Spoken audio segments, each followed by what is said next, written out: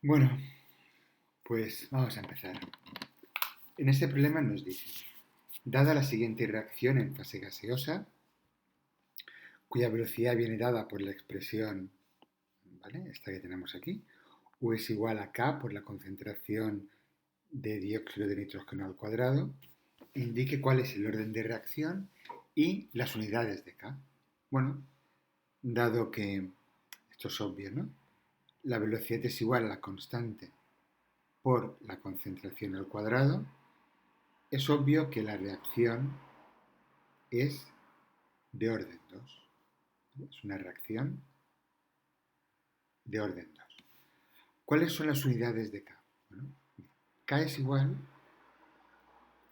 a la velocidad partido la concentración al cuadrado, con lo que las unidades de K serán molaridad partido segundo partido molaridad al cuadrado, lo que es lo mismo. Molaridad se va con molaridad. 1 partido molaridad por segundo por tiempo, ¿vale? Estos son, molaridad son moles por litro, pues estos son litro partido mol partido segundo. Vamos, las unidades de K son, ay, perdón, litros, a ver, si no, moles partido litro, litros por mol a la menos 1 por segundo a la menos 1. Vale.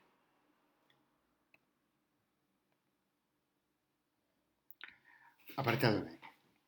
Nos dicen, si en un determinado instante el oxígeno se está formando a una velocidad de 0,8 moles partido litro partido segundo, explica a qué velocidad se estará consumiendo el dióxido de nitrógeno en ese mismo instante.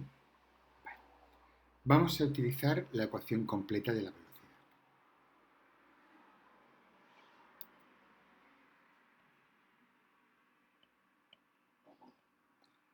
Sabemos que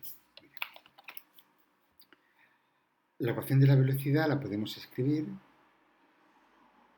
de esta forma.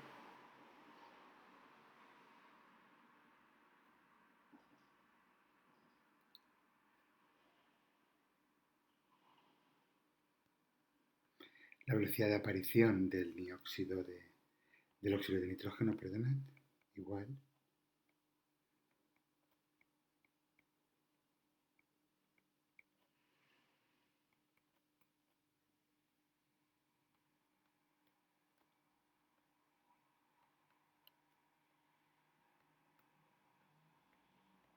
vamos, que la velocidad es un medio por la velocidad de aparición del monóxido, que es igual a la velocidad de aparición del oxígeno, que es igual a menos un medio por la velocidad de desaparición del dióxido de nitrógeno. Vale. Entonces, como la velocidad de formación del oxígeno es 0,8, la velocidad de desaparición del dióxido de nitrógeno sería 2 por la velocidad. 2 por 0,8, 1,6. ¿Vale? Es obvio. ¿Vale? El dióxido de nitrógeno desaparece 2 veces más rápido que se forma el oxígeno, ¿vale? Por la estequiometría. 2, 1.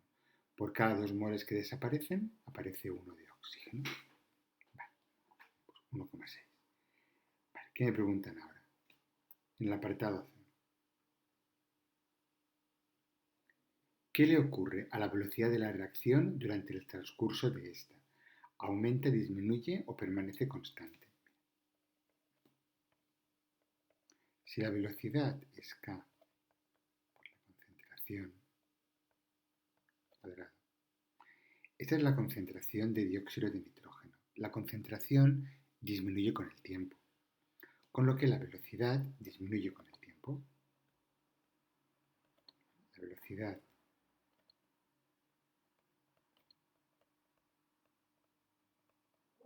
disminuye por el tiempo, ya que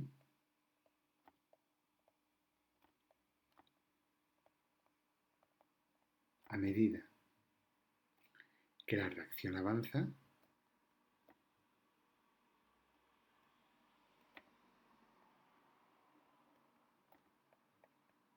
es evidente que la concentración de los reactivos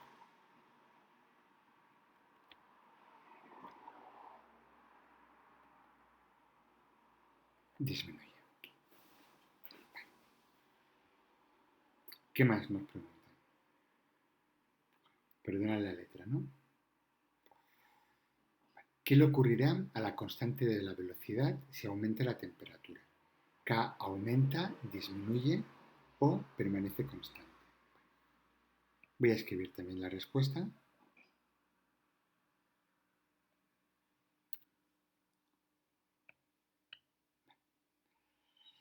Que siga lo siguiente, mira. Sabéis que la constante depende de la temperatura.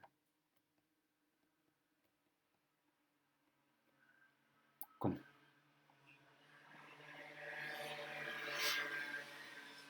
Al aumentar la temperatura, aumenta la energía cinética de las moléculas.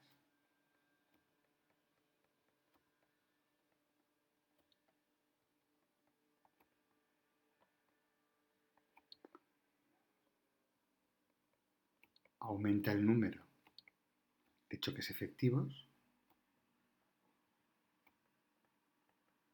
los que hacen que se produzca reacción, ¿no? Aumenta el número de choques efectivos y en consecuencia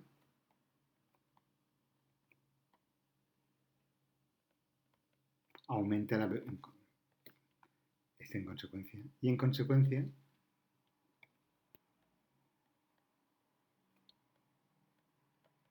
aumenta la velocidad de la reacción.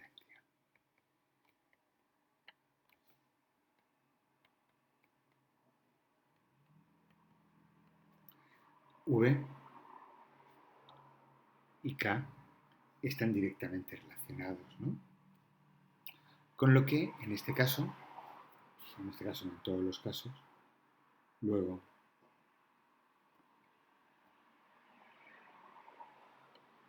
al aumentar T, aumenta K.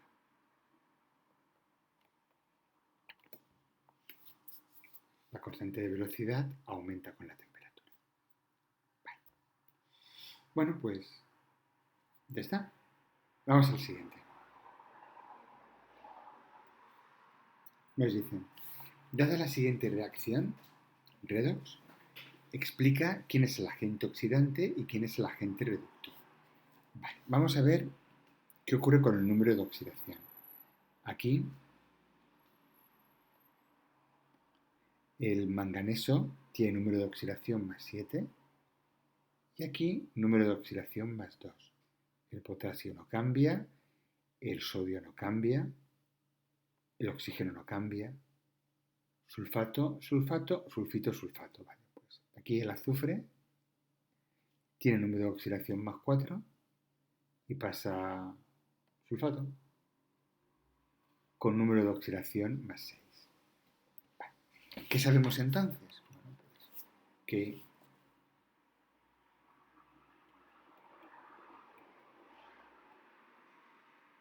el permanganato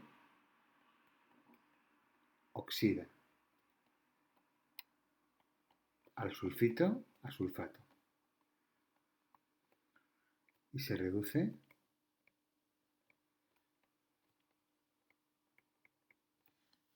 el agente oxidante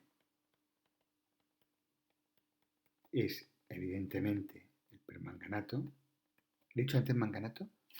Perdón si he dicho manganato, es permanganato. El oxidante es el permanganato y obviamente el reductor es el sulfito.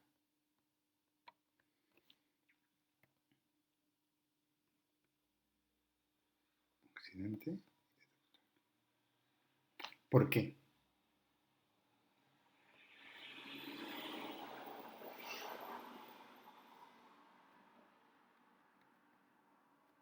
El número de oxidación del oxidante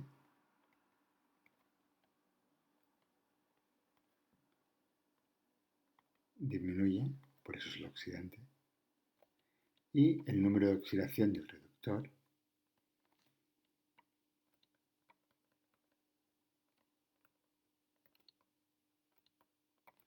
aumenta.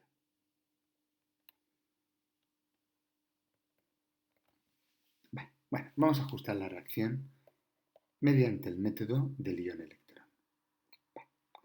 Entonces empezamos. 4.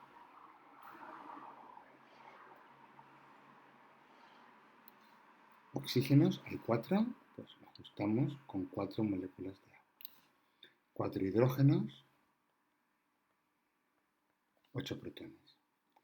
Y para ajustar las cargas necesitamos 5 electrones.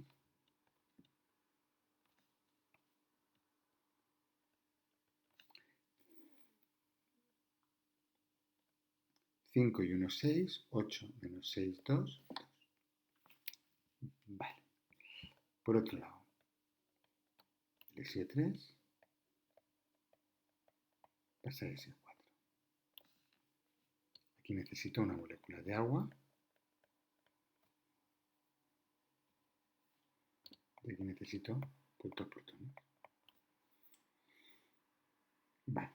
Y aquí necesito 2 electrones. Esta es, no me cabe, la semireacción de reducción.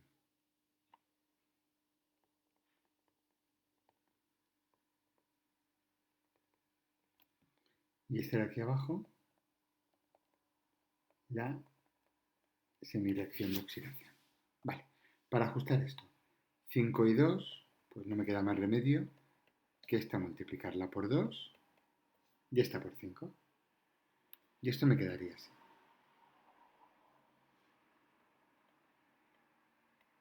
16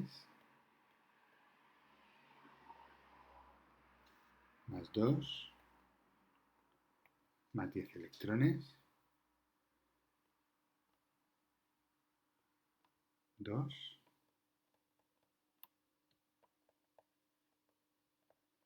8 moléculas de agua, 5 moléculas de agua, 5 SO3, 5, 10 protones y 10 electrones. Vale, cambio de color. 10 electrones y 10 electrones se van.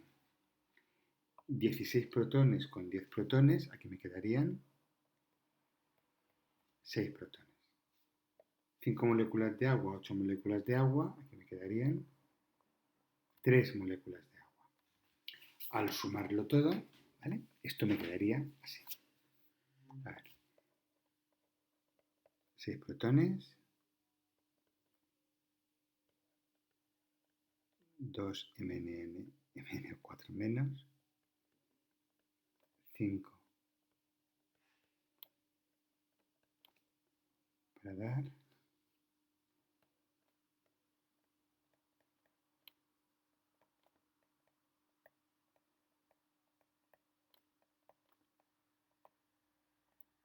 vale, y este sería ya, perdón, un segundo,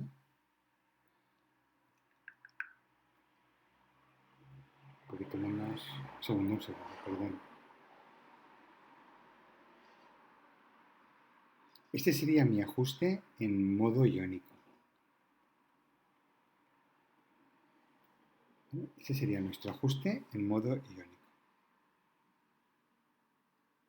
Vamos a ajustarlo en forma molecular. El ajuste en modo iónico es como el corazón de la reacción. Ahora, vamos a recordar, miren. Yo tenía un medio ácido que me lo daba el ácido sulfúrico.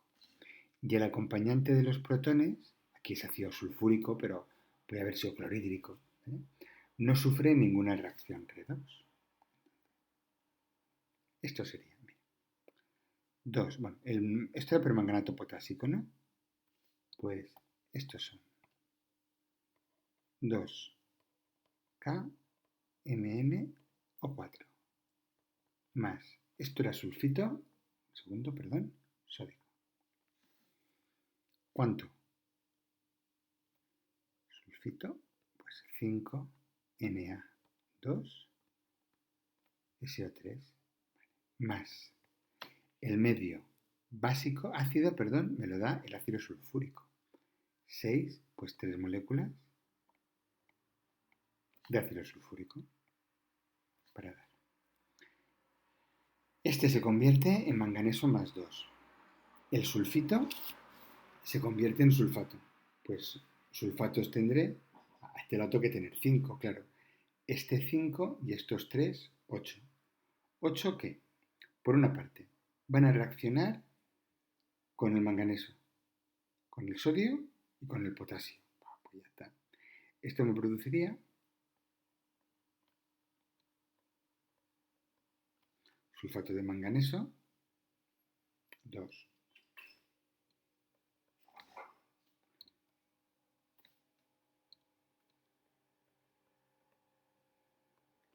Sulfato de potasio 1, 5,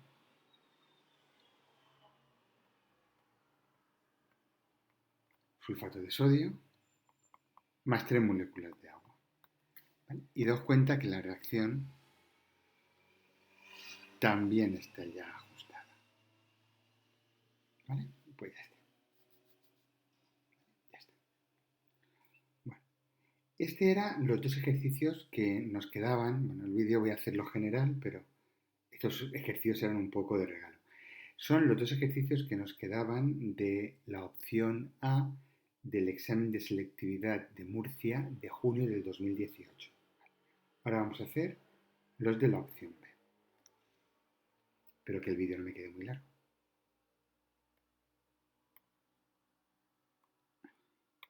Vale.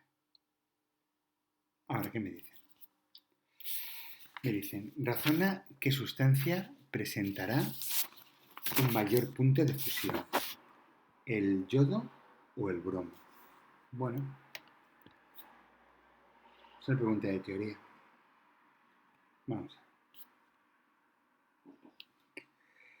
La temperatura de fusión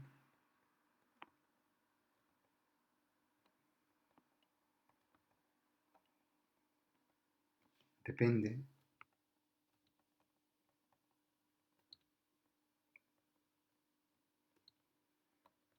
de la intensidad de las fuerzas intermoleculares. Vale. Os recuerdo, ya se aprovecho un poco la teoría, que existían dos tipos de fuerzas intermoleculares. Los enlaces por puentes de hidrógeno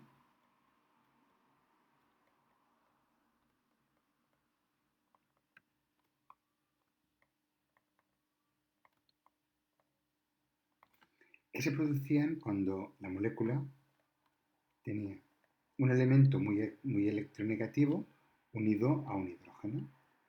Esto tenía que ser un elemento con dos características, pequeño y muy electronegativo. En la práctica, esta X era o el flúor, o el nitrógeno, o, fundamentalmente, el oxígeno. Bueno, y el otro tipo de enlaces, de fuerzas intermoleculares eran los enlaces por fuerzas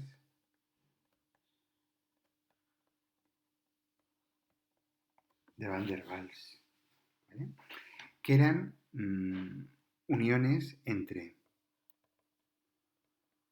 dipolos, moléculas con dipolos permanentes o moléculas que no tenían dipolo, con lo que aparecía un dipolo instantáneo que producía un dipolo inducido y se atraían. En general, esos enlaces, los por puente de hidrógeno, eran más intensos que los enlaces por fuerzas de Van der Waals. Y los enlaces por fuerzas de Van der Waals aumentan con la capacidad de producir dipolos inducidos y con la fuerza de los dipolos, ¿no? Aumentan con la polaridad de la molécula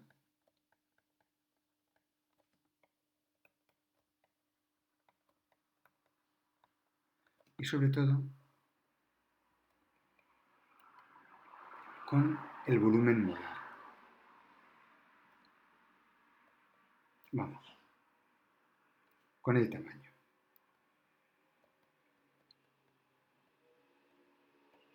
¿Vale? Esto ha sido un recordatorio. ¿Vale? Ahora, vamos a utilizar el recordatorio aquí, en este ejercicio. Vale, permitirme que borre. Un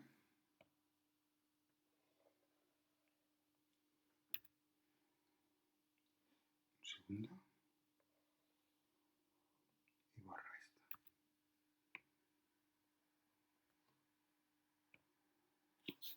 Vale.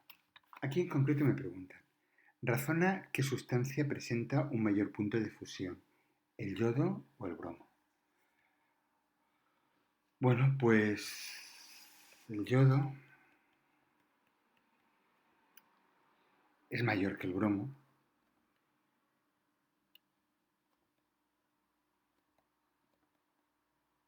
Claro, está un periodo por debajo, ¿no? Fluor, cloro, bromo y yodo. ¿Vale? Lo que hace que las fuerzas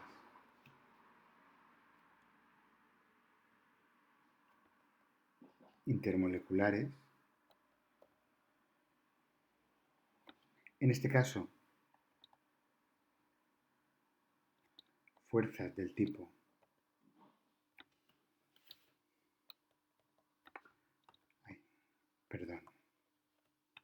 fuerzas del tipo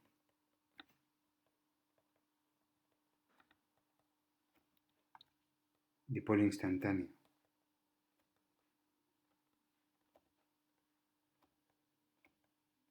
dipolo inducido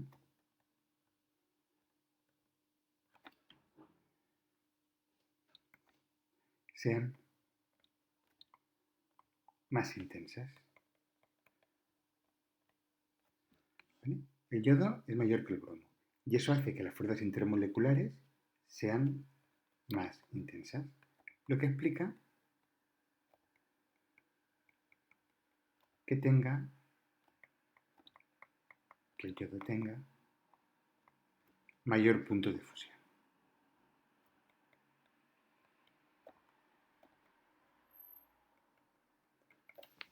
Bueno, ¿qué era eso de dipolos instantáneos? Bueno, imaginaos que el yodo es esta molécula. Es una molécula apolar, yodo con yodo. Pero puede ocurrir que de momento, en una zona de la molécula, haya un exceso de carga negativa, por ejemplo aquí, y aquí un exceso de carga positiva. Si yo me encuentro con otra molécula, claro, este exceso de carga negativa inducirá que la carga de la molécula se separe, de manera que aquí habrá carga positiva y aquí carga negativa, lo que propiciará la unión. Esa unión será tanto más fuerte cuanto más fácil sea aquí inducir un dipolo, y el dipolo se induce más fácilmente cuanto mayor es el tamaño de la molécula. ¿Vale? Bueno, pues eso sería. A estas fuerzas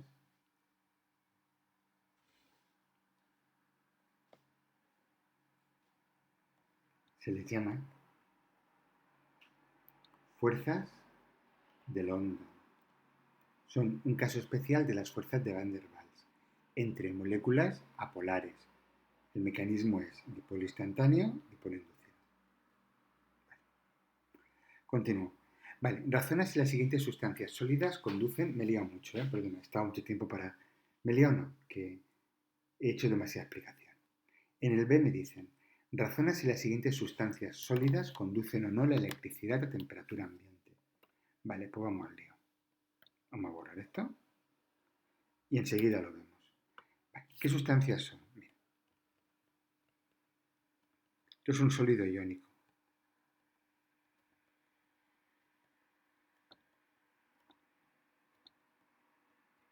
Los iones ocupan posiciones fijas,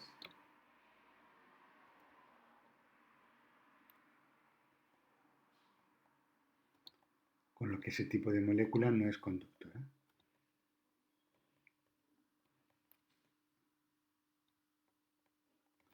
El bromuro de cesio no es conductor.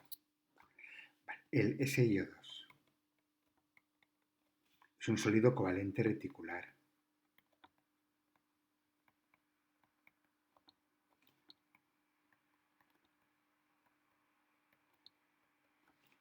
Los electrones son lo único que podría moverse ahí. Aquí no hay iones. Están en los enlaces covalentes.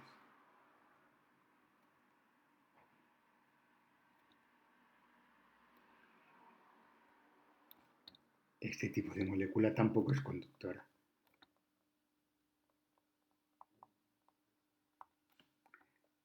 Molécula no es un sólido, ¿eh? La plata. La plata es un metal. Los electrones se pueden mover libremente.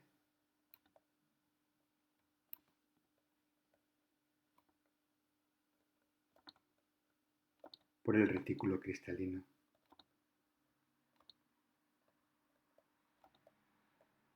Claro, la plata sí que es conductora. Como buen metal, la plata es conductora.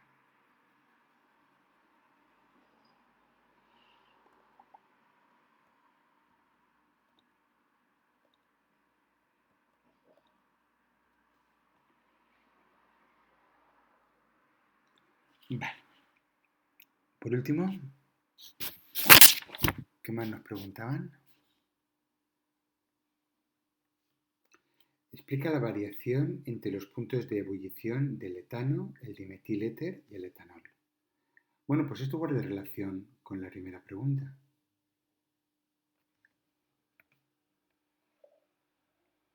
Voy a poner aquí. Y un poquito más abajo, ¿no?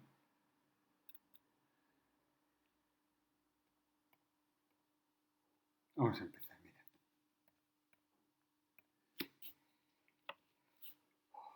Ahora el etano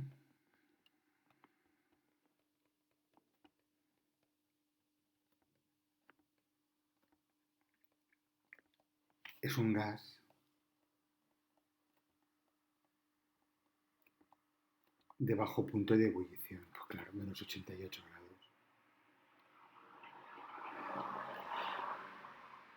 ¿Por qué? Bueno, porque son, o porque está compuesto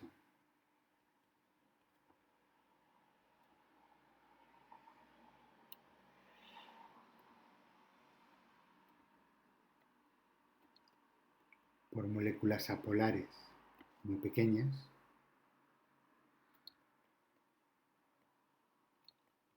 bueno, muy pequeñas, y los enlaces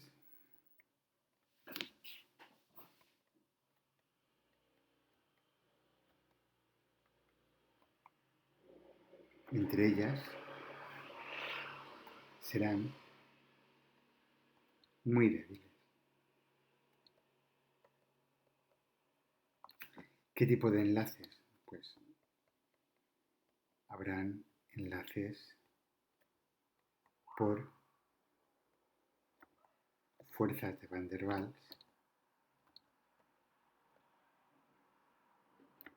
pero muy débiles.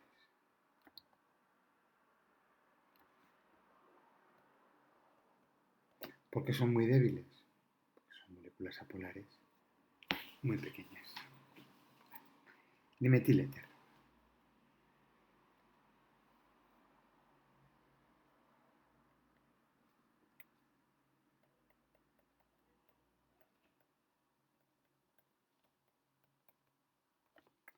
El dimetiléter también es un gas.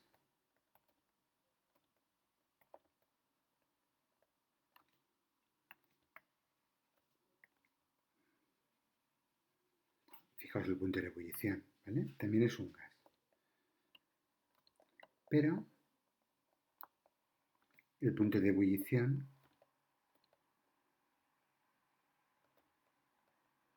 es mayor. ¿Por qué?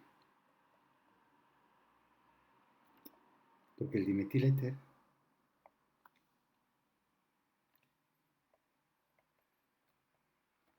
es una molécula más grande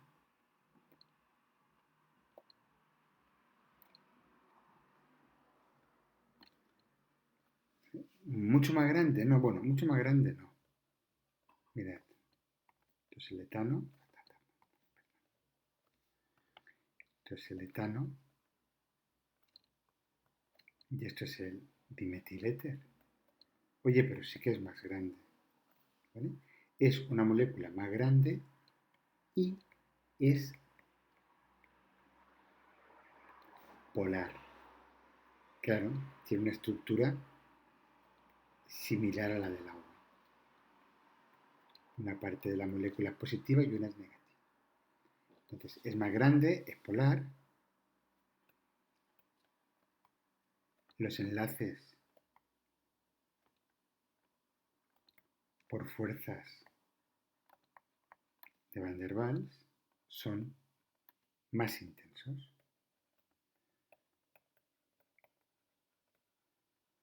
Claro, si me piden comparar estas dos moléculas sin haberme dicho nada, ¿quién tendrá mayor punto de ebullición?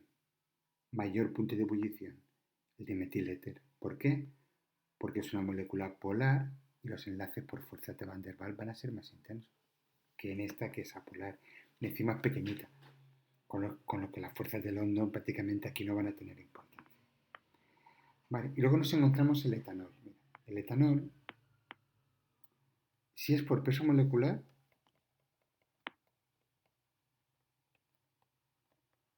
es en tamaño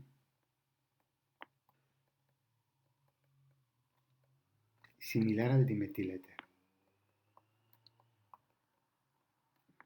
Luego, si es por peso molecular, no tenemos nada ganado. Pero va a presentar enlaces por puentes de hidrógeno. Claro, ¿por qué presenta enlaces por puentes de hidrógeno? Porque tiene al hidrógeno unido a un elemento muy electronegativo y muy pequeño. Tiene al hidrógeno unido al oxígeno. Va a presentar enlaces por puentes de hidrógeno que son mucho más intensos a igualdad de otros factores, ¿vale? Son mucho más intensos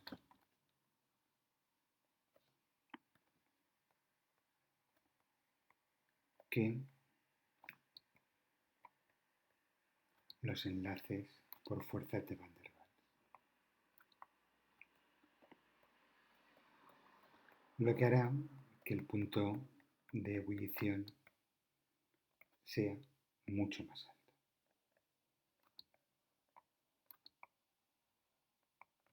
Claro, mirad.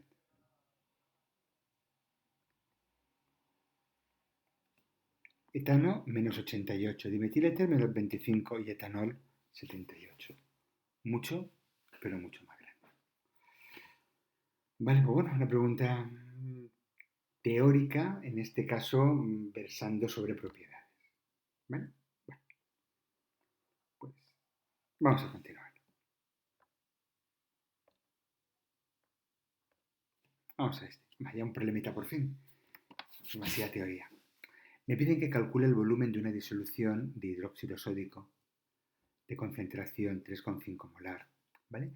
Necesario para neutralizar una disolución de ácido nítrico. Bueno, el hidróxido sódico y el ácido nítrico son ácidos fuertes. Y la neutralización se produce mol a mol.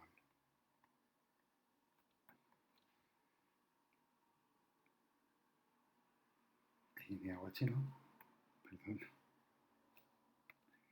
NaNO3 más agua. Entonces vamos a ver cuando tengo cantidades estequiométricas. ¿Qué es lo que me piden? Me piden el volumen de una disolución 3,5 molar que va a reaccionar con 50 mililitros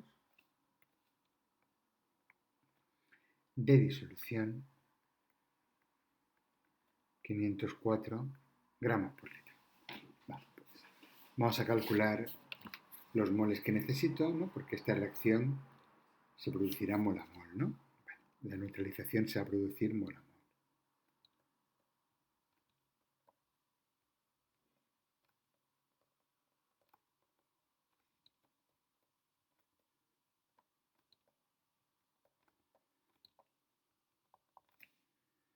Vale, pues vamos a ver. 504 gramos por litro. Pues, bueno, mira, C es igual a M partido por V. Esto no es densidad, ¿vale? Esto es concentración, ¿no? Vale. Pues la masa de soluto será C por V.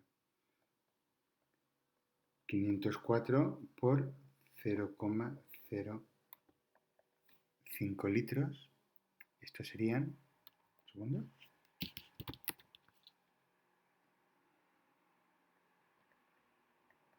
25,2 gramos de ácido nítrico. Los moles son los gramos partido el peso molecular.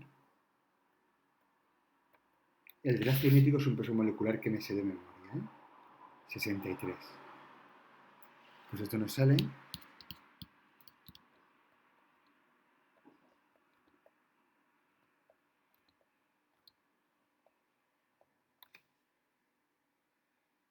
0,4 moles de ácido nítrico. Como la neutralización se produce mol a mol, pues necesito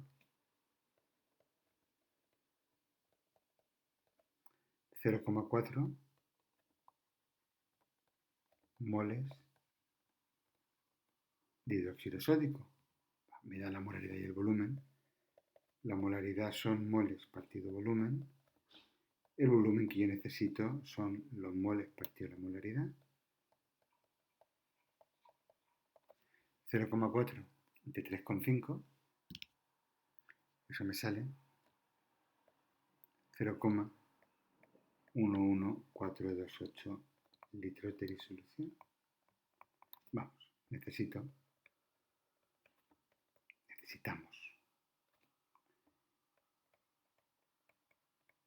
114,28 mililitros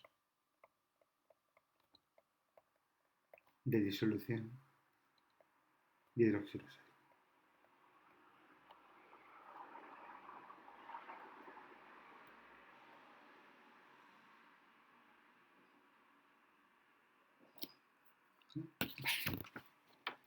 Vamos a ver. Ahora, ¿qué me piden?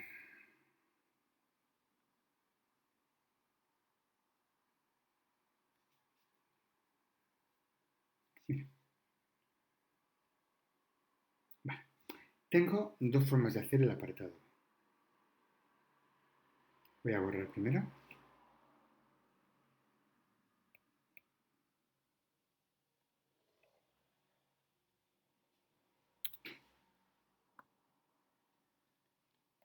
Tengo dos formas de hacer el apartado. Mira, 0,5 puntos frente a 1,5 puntos. Me están pidiendo la forma teórica. Yo podía hacerlo prácticamente, ¿vale? Podíamos calcular el pH de la disolución de ácido acético, ¿no?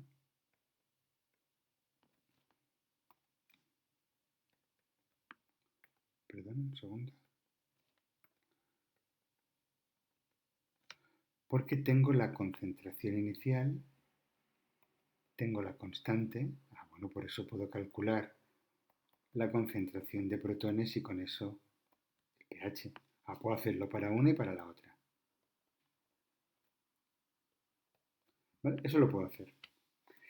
Pero también puedo hacerlo teóricamente. Entonces, mira, como tengo dos ácidos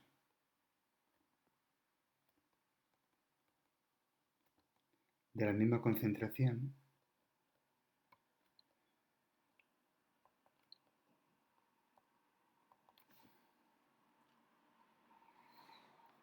vale.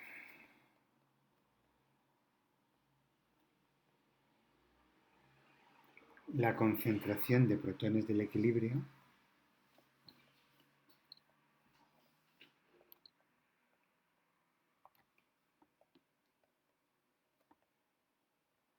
dependerá solo, entre ellos, ¿no? De la, bueno, no solo, pero como es la misma concentración, eso ya es lo mismo, ¿no? Solo de la constante de acidez. El de mayor constante de acidez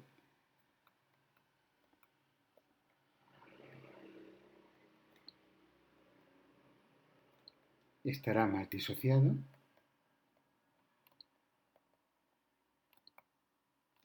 con lo que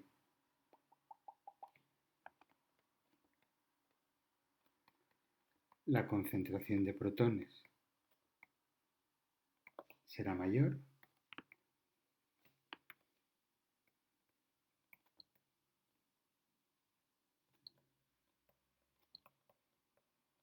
y el pH menor. Luego, el pH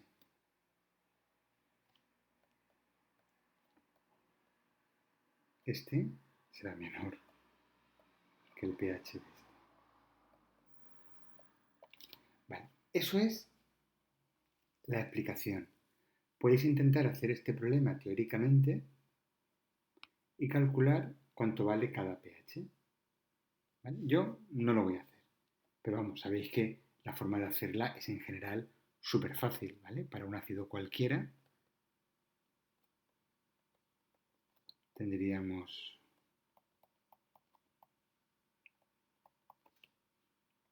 esto, ¿no? Nos hacemos nuestra tabla.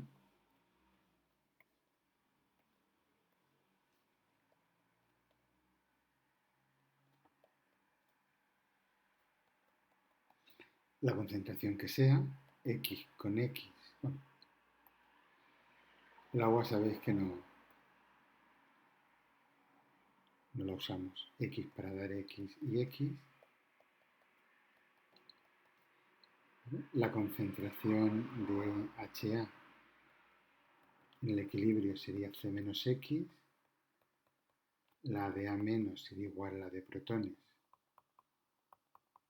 Sería igual que X. Esto sería cada vez para un ácido, ¿vale? K es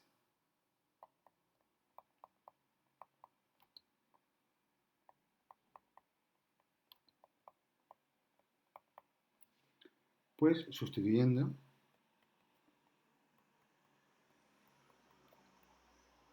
calculamos X y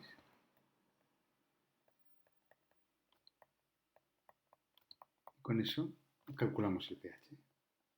¿Vale? Y podéis comprobar que prácticamente, ¿vale? Haciendo el problema, nos daría igual que teóricamente. Yo creo que, por lo que me dicen, explica y el 0,5 puntos están esperando que haga esto. Que haga este desarrollo de aquí. La explicación teórica. Vale, pues ya está. Con eso no hago nada más. Vamos a continuar.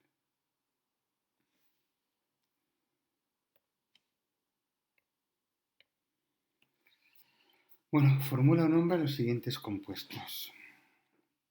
2-metil, hexeno, 1-eno. Bueno, también se puede escribir 1-hexeno, ¿vale? ¿Vale? ¿Esto qué es?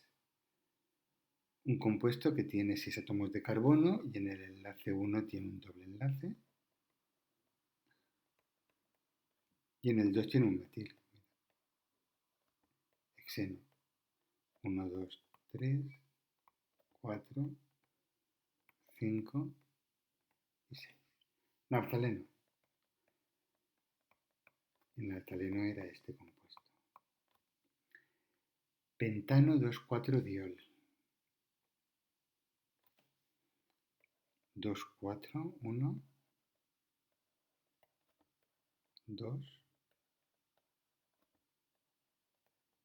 3, 4, 5, aquí un H. Ahí está. Este es el pentano 2,4-diol. A ver, 1, 2, 3, 4, 5, 1, 1, 2, 3, pentano 2,4-diol. Perfecto. HCHO, esto es el metanal. O el formaldehído. Y este es un éster acetato de propilo o etanoato. Pues eso será el etanoato de propilo. Acordaos, cuento los carbonos. 1, 2, 1, 2, 3. La parte del ácido y la parte del alcohol. Vale, aquí una serie de reacciones. Bueno, de aquí creo que casi las hemos visto todas. Es que los temarios no son exactamente iguales, ¿vale? Esta es un poco diferente. Vale, vamos a hacer esto. Bueno, voy a borrar.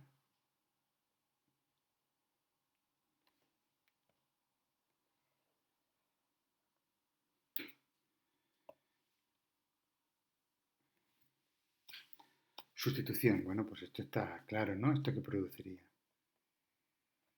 Fijaos, cuando tengo el halógeno, esto es la parte diana. Pues esto produciría este compuesto. Más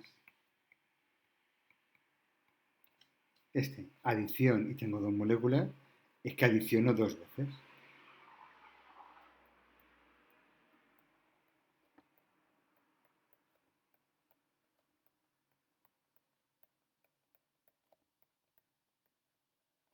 Este compuesto no se puede escribir así.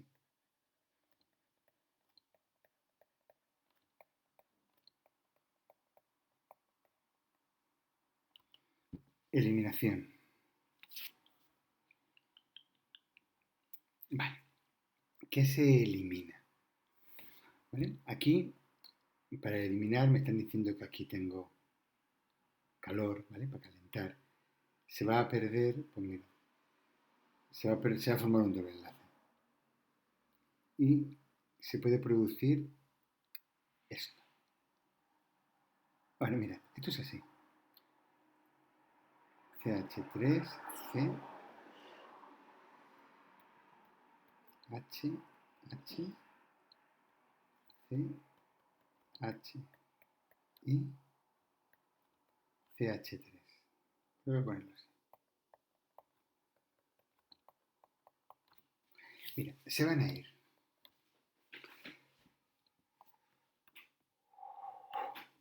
el yodo y un protón para formarse un doble enlace.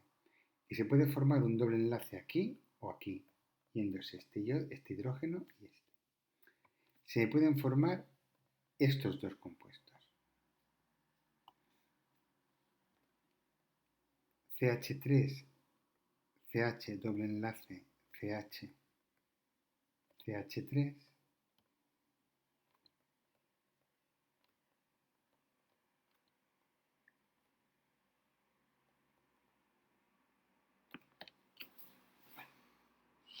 No nos preocupa, ¿vale? Porque, bueno, sí que nos debería preocupar si esto fuera nuestro temario, pero no es nuestro caso.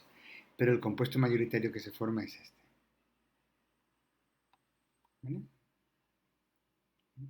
El del doble enlace más sustituido. Condensación. Voy a borrar aquí en medio, ¿vale?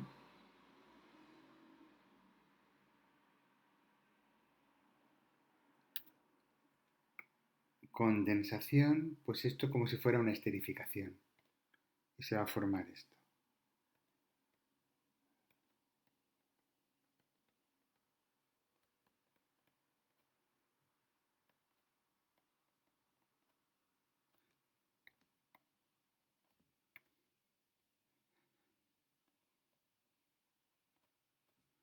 Bueno,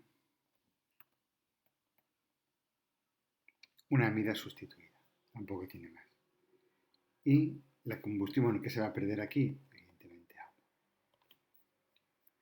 Y la combustión, pues como cualquier combustión, ¿no? ¿Qué produce una combustión? Dióxido de carbono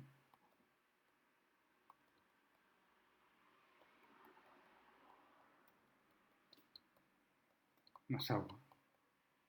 Fijaos que la reacción la tengo ajustada con estos 5 oxígenos que me dan aquí. Pues 1, 2, 3, 4.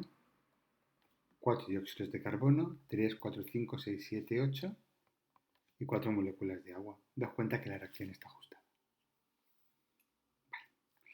Continúo, voy a ver si puedo acabar esto.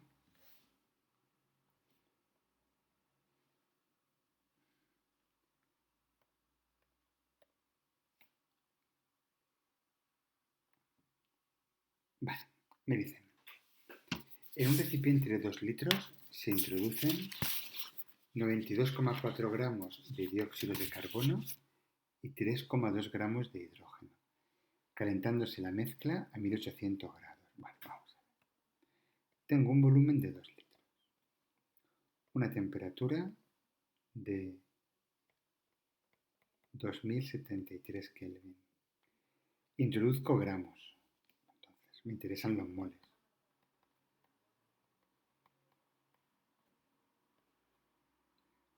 De dióxido de carbono serían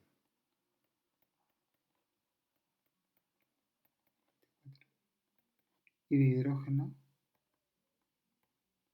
peso molecular del dióxido de carbono es 44, ¿vale? Y el del hidrógeno es 2. Estos son 1,6 moles de hidrógeno y esto, espérate un segundo, 2,1 moles de dióxido de carbono. Vale, pues hacemos nuestra tabla.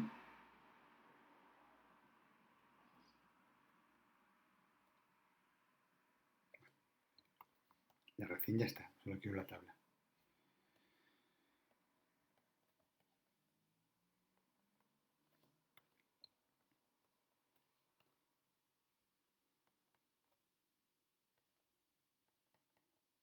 Todos son gases.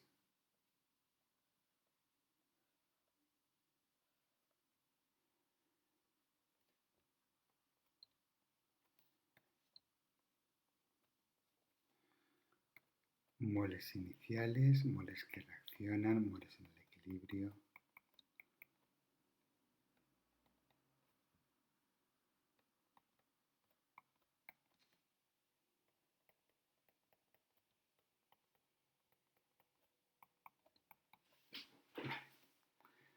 ¿De qué me hablan aquí? Me hablan de que calcule la concentración en el equilibrio. La concentración en el equilibrio de cada una de estas cosas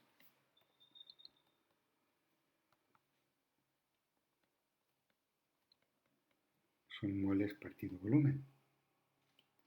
La concentración de CO2 serán los moles partido el volumen. La de hidrógeno partido volumen. Y la del dióxido, igual que la del agua, X partido volumen. Vale, ¿qué dato me dan? Mira, o me dan presión, que aquí va a ser que no. Moles totales en el equilibrio. Mira que aquí podríamos calcularlo, ¿no? Podemos calcular la presión. Bueno, esto tengo muchas formas de hacerlo. Ah, pero mira, ¿qué me dicen? Que una vez que se alcanza, vale, se encuentra que quedan 0,9 moles de dióxido de carbono.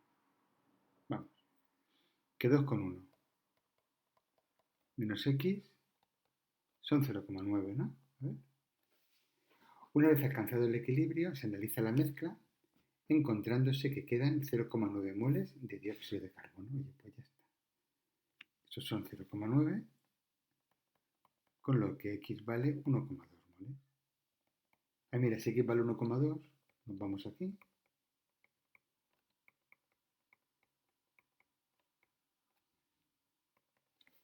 Como no me cabe, lo hago directo, ¿eh?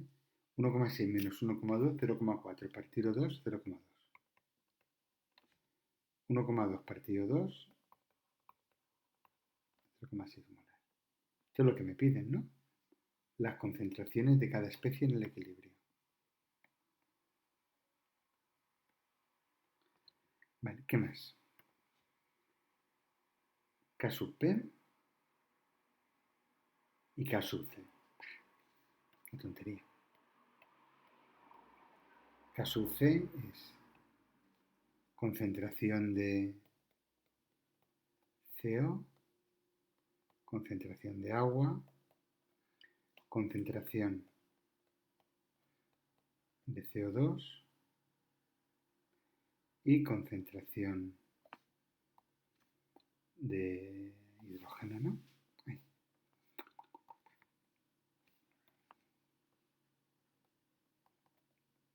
Esto es 0,6 por 0,6 partido 0,45 por 0,2. 4. Esto me sale 4.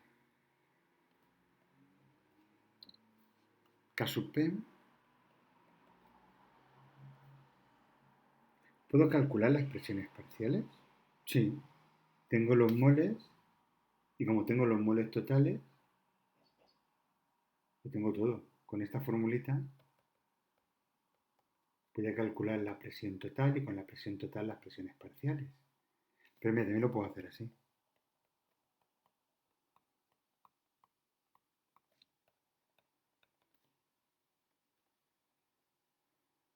Mira, más fácil aún. 2 menos 2, 2 moles finales, 2 moles iniciales, 0. Algo elevado a 0, 1. Mira, K sub P es igual, K sub C igual a 4. Más fácil no puede ser. Y apartado C. Explica cómo afectaría al equilibrio una disminución de volumen.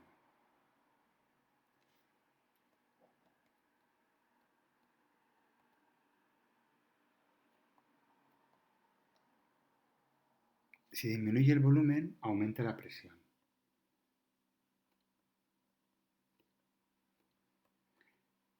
Pero, recordad la ecuación, yo por no ir subiendo, pero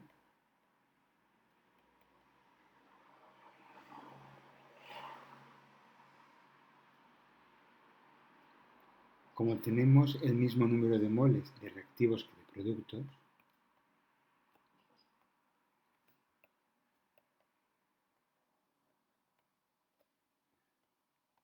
gaseosos, ¿qué es lo que ocurre? Pues que el equilibrio no se ve afectado.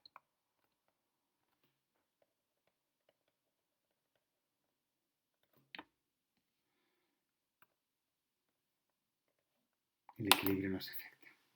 Pero no se afecta porque tengo el mismo número de moles gaseosos en reactivos que en productos. Si hubiese tenido una reacción así, al aumentar la presión, para contrarrestarlo, yo me iría hacia donde menos presión hubiera. Es decir, el equilibrio se desplazaría hacia allá. Porque hay menos moles, menos presión.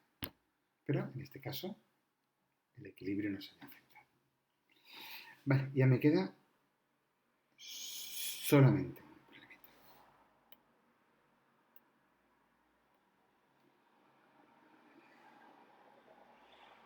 Nos dicen, considera una pila galvánica formada por un electrodo de cobre sumergido en una disolución de cobre 2, y un electrodo de plata sumergido en una disolución de plata.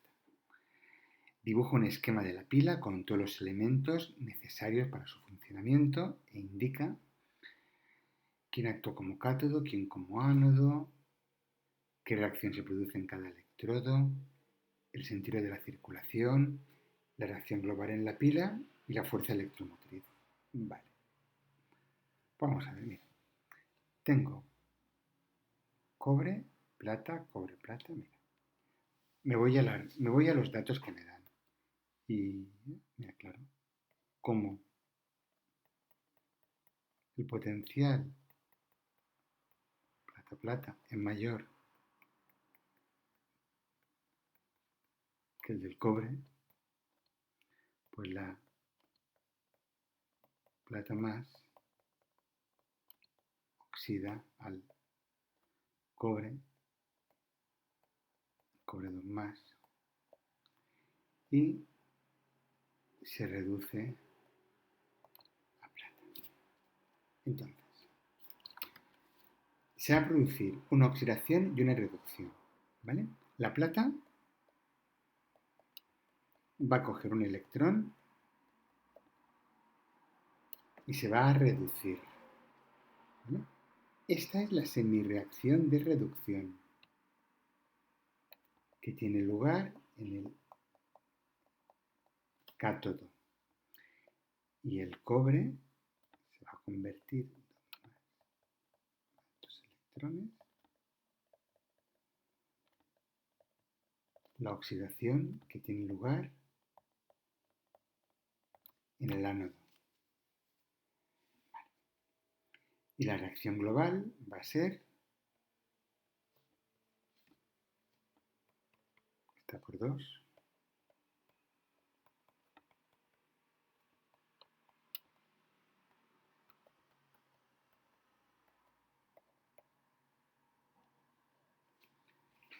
Estoy siendo desordenado.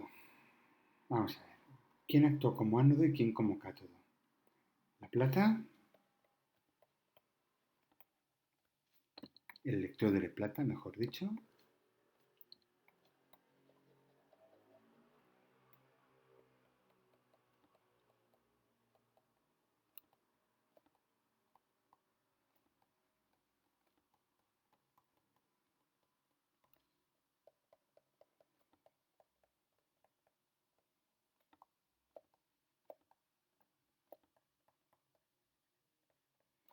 es el cátodo y el electrodo de cobre es el ánodo. Entonces el apartado A. El B. La reacción de oxidación y reducción que se produce en cada electrodo. B. Reducción en el cátodo, oxidación en el ánodo. D. Reacción global de la pila.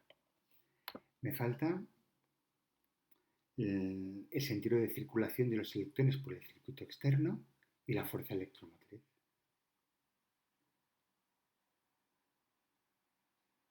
C. Los electrones van del ánodo al cátodo. E. La fuerza electromotriz de la pila, cátodo y los ánodos.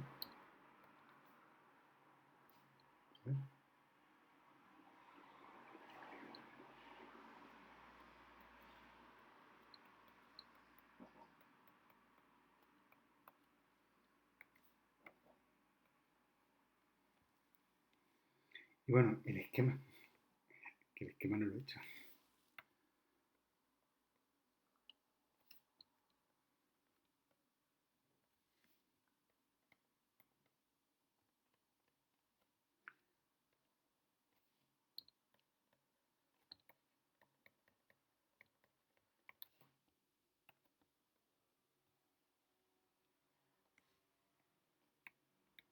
Los electrones van desde el cobre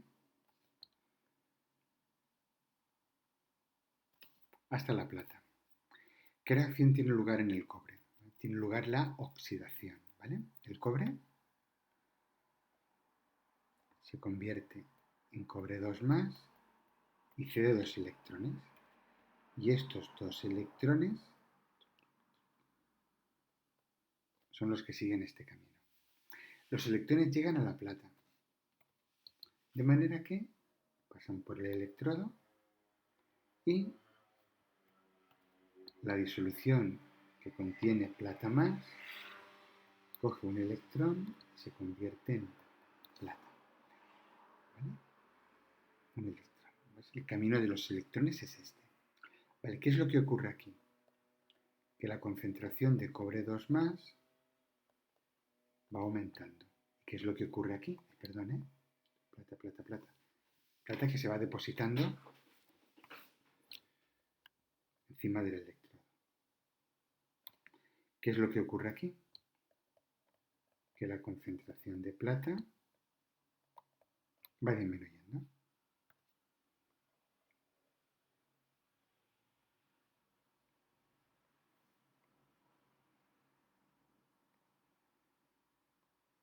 Aquí hace falta un puente salino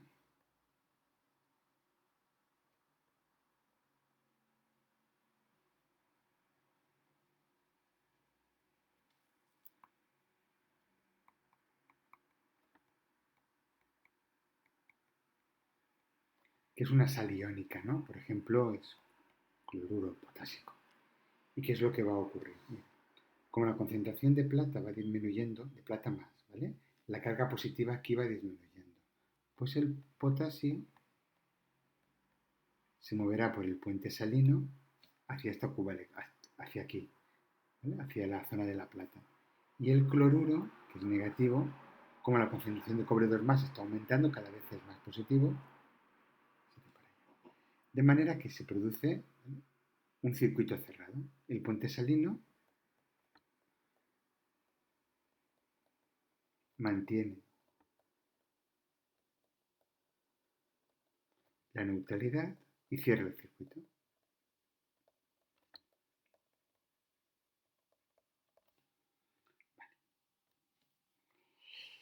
Nos hacen una pregunta más.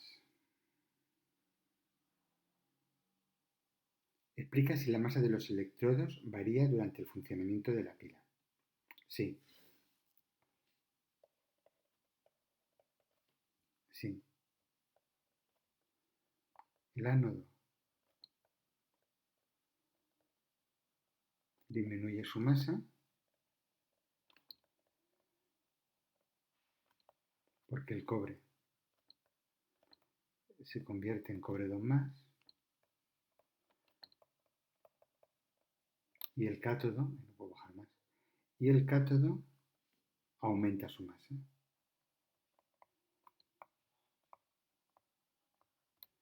porque la plata más se convierte en plata, ¿vale?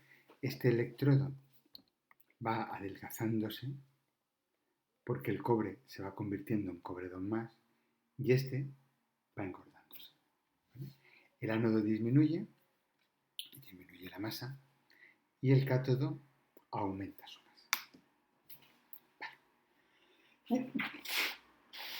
Bueno, pues ya está. Próximo día continuaremos. Creo que me ha salido un vídeo un poco largo, pero aquí os lo dejo. Venga, hasta el próximo día.